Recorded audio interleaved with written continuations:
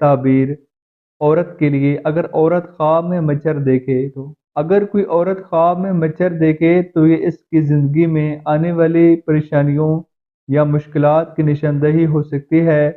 خاص کر اس کے گھریلو یا معاشرتی زندگی میں۔